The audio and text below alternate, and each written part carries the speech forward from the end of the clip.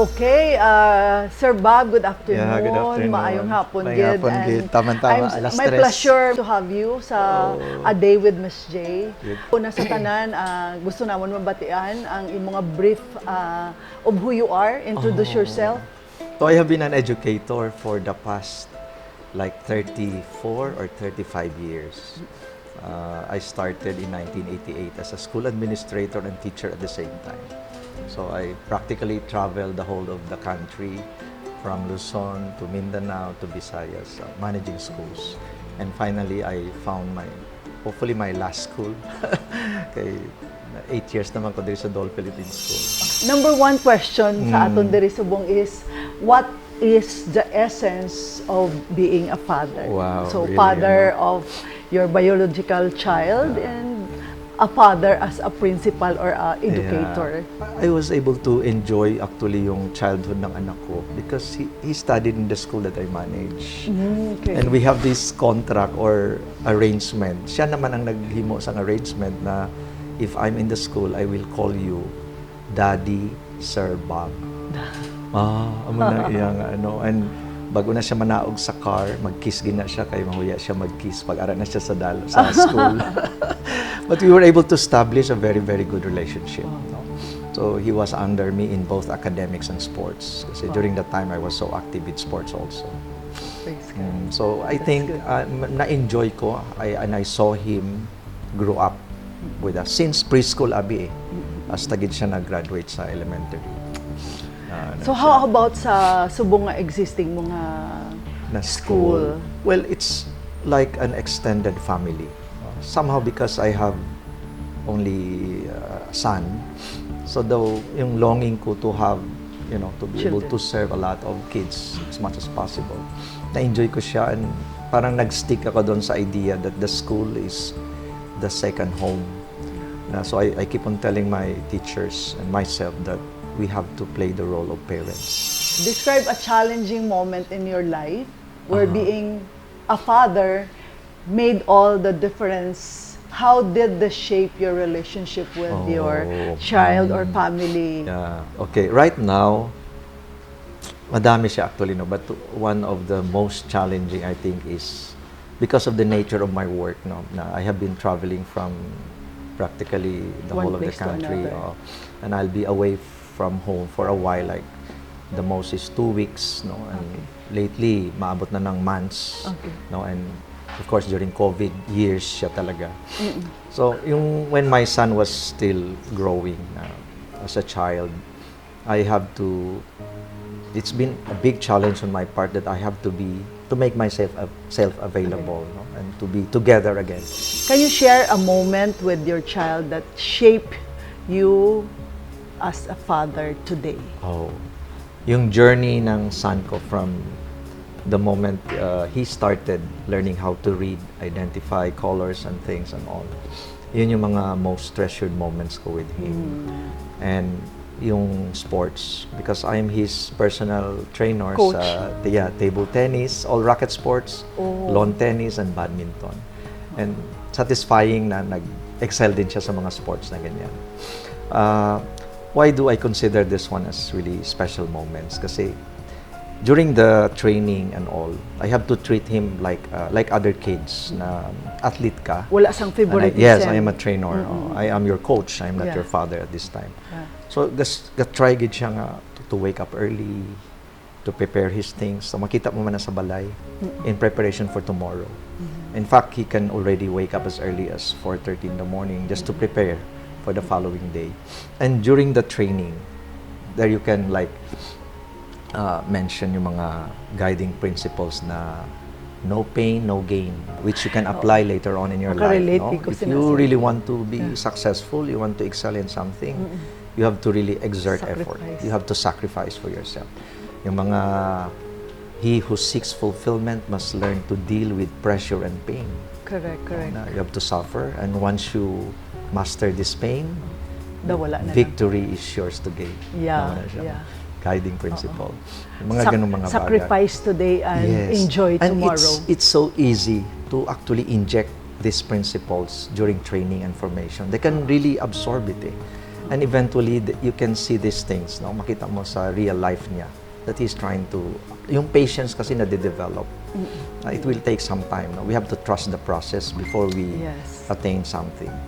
Which now, nga 26 na siya, turning 27, nakita ko sa iyang mga day-to-day responsibilities, especially with his coffee business. Nandun yung, bukod sa passion, nandun talaga yung effort na binibigay niya. What legacy do you hope to leave for your children? Speaking of legacy, kung mapatay ko ba sa akon nga nicho, I have 3 choices eh. I could write my name as Bob Doc, no, or Bob Doctolero, or Ronel Anthony Doctolero. Then, may option din ako to place it there as teacher or educator. But I would rather prefer to have there yung word na father.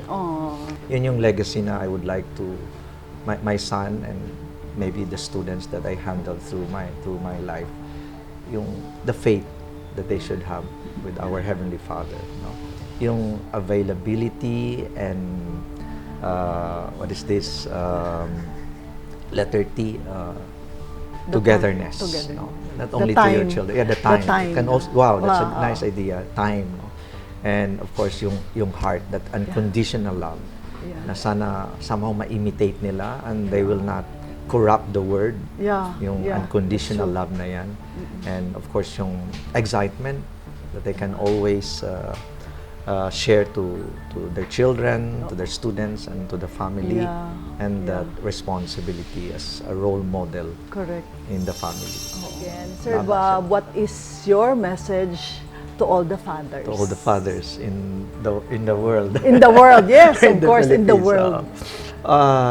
Okay, basically,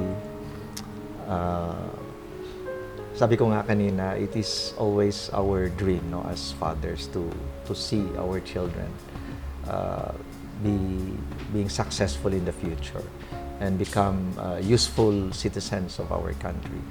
And eventually kasi sila din yung maging fathers and mothers, no, of the future kids, of the next generation. I think it's high time that we, as an educator, kay naanad abi ko sa mga lesson plan. I think it's high time nga, quote-unquote, na every father should have a lesson plan. To really like set standards to follow. Something that you have to really sit down with your wife, no, with your other family members, to think about how we should really raise our children for the next generation. Kay wala man sang basic education or bachelor's degree in parenting or something like that. May mga books lang, pero we have the books, no? Pero life story lang siya gapon sang experience ng somebody. No? But I think it's high time that we have that. Kung may ara ta doctor of medicine, may ara man ta doctor, something like that. Parenting, no? Or so parang ganon, maybe sort of a guide. And with that standard, hopefully we can really come up of certain formula that we can follow, like as Filipinos or as Ilonggos or Cebuanos, depende sa imo area. It could also help other families. Ang delicate man lang na I'm really would like to share, yung bang idea na we prepare our children for the path of life and not we are preparing the path for our children. This song is specially dedicated to all fathers out there. And the title of the song, which I'm not very sure actually, it's You. I used to sing this song to a lot of people, but today, please think about all the fathers in the world. Did you ever stop to think why people say to you they love you? Did you ever care to know the reasons why they always love you? Oh yes, there is something good in you. And the reason why, because you're you. Silver and gold can't buy the person that you are. People accept you for what you really are. Then be you, always be true, That's what you really are. Did you ever stop to think why people say to you they miss you? Did you ever care to know the reasons why they always love you? Oh yes, there is something good in you, and the reason why, because you're you. Silver and gold can't buy the person that you are. People accept you for what you really are. Then be you, always be true. That's what you really are.